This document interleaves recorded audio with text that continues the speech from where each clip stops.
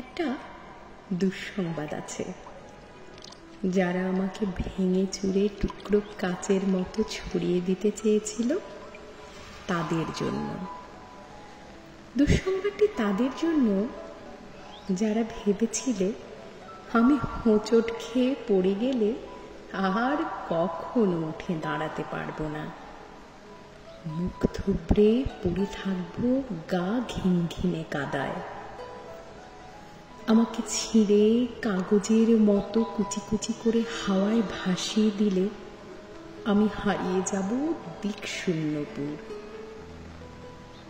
যে আমাকে টেনে হিচড়ে নামিয়ে নিতে চেয়েছিল অতলান্তিক বিষাদ সমুদ্রে, ডুবিয়ে দিতে চেয়েছিল এক পৃথিবী বিবমিশায়, যে আমাকে অযুত রাতের কান্না লিখে দিয়ে বুকের ভেতর খুঁড়ে দিতে চেয়েছিল শ্যাওলা জমা স্যাঁতসেঁতে এক মজা পুকুর, যে আমাকে দুঃখ দিয়ে পুড়িয়ে শেষে উড়িয়ে দিতে চেয়েছিলে ছাইয়ের মতন, তাদের জন্য দুঃসংবাদ।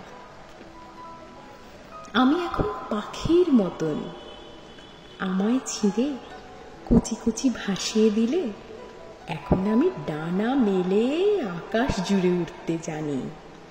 কাটা যায় না, ভাঙা যায় না, আমি এখন জলের মতন। ভেসে যেতে যেতেও হঠাৎ জলোচ্ছ্বাসে ভাসিয়ে দিতে আমিও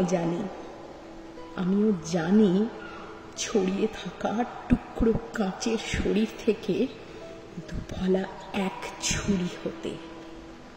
এই যে মানুষ দুঃখ দিতে দক্ষ ভীষণ, সেও জানুক আমি এখন হাসতে জানি।